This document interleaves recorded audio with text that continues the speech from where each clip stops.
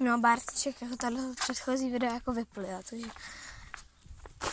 doufám, že to nějak jako půjde, nebo to udělám v shortech, nebo jakože to udělám v partech, jako v partech 1, 2, 3, 4, takový věci. No jo, Bartíček je prostě blázen. Taky ty je doslova plešatá kvůli tobě. Bartíčku, pelášíš.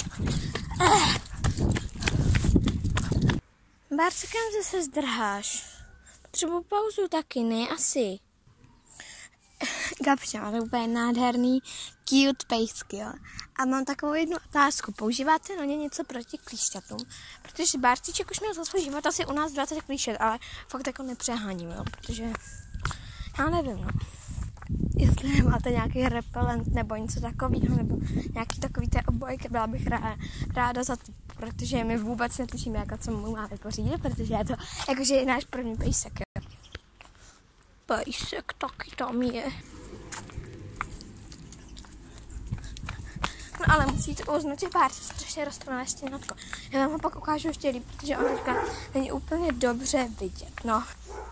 No a pokud chcete vidět takhle, jak to bylo s Bartíčkem, tak to bylo asi takhle, jo. My jsme jako minulý léto plánovali pejska a já jsem si tak jako říkala, asi ještě na to nejsem připravená, tak jako radši až to příští jaro. No a tak jsme jako se všelijak dívali na inzeráty pak, jako na klub chovatelů českých fousků. Jo, Bartíček je český fousek, ano. A jako tam se nám zamluvili jedno štěně, a akorát my jsme pak zjistili, že jako to už je zabraný, jo, takže jako... No a pak jsme šli jako někdy v Dubně, co? Já nevím, umím mluvit. No v Dubnu jsme šli prostě někdy na výstavu. Někdy na začátku dubna tam, myslím, bylo, no a tam jako jsme se dívali na to, než je zabraný plemeno, takže jako český fousek, jo? Český fousek, ohař prostě, jo? Je podobný německému drátostím. A do prčic.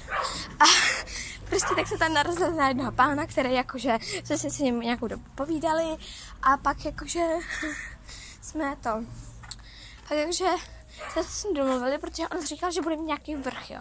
Vrch C. Takže Bartíček se oficiálně jmenuje něco na C. Nevím ani co. Nebo jakože, já to vím, ale prostě je to takový osobní, nechci, aby se to věděli, prostě, sorry. No a tak Bartíček se narodil 25.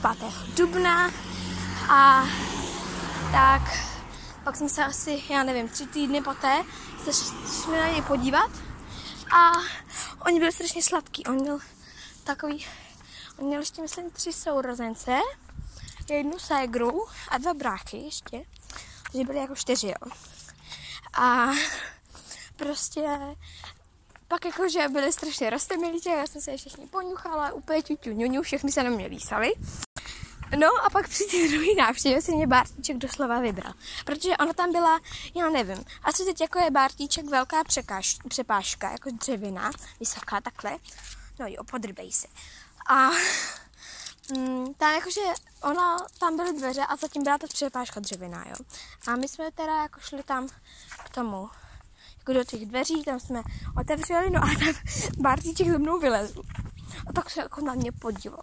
Prosím, vezmi mě do náruče, pochovej si mě, prosím. No tak jsem se jako vzala, no. A jako, tak jsem si řekla, že to bude moje štěně, že jo? Protože mezi mě Bartíček doslova vybral. Pak jsem měl na výběr ještě jednoho, ale Bartíček byl prý nejkrásnější štěňátko z dveru. No a takže máme tohleto krásné Bartíčkovské štěňátko. A no, takže on si mě vybral a pak jsme si ho na konci června jsme si ho vzali domů. No a tady jsou naši slepíce. No jsou sladký, co? Bárce, neskákej na ně. Outfit. No, takže Bartíček teď pije, no. A půjde spíkat, no. Bárte. A kdybyste se ptali, jak on v té kloci nemá žádnou deku, z jednoho prostého důvodu, protože on tam nechtěl vůbec. Jakože on prostě chtěl spát jako na chladném podkladu a ne na dece, která ho hřála. Sladkostné štěňátko.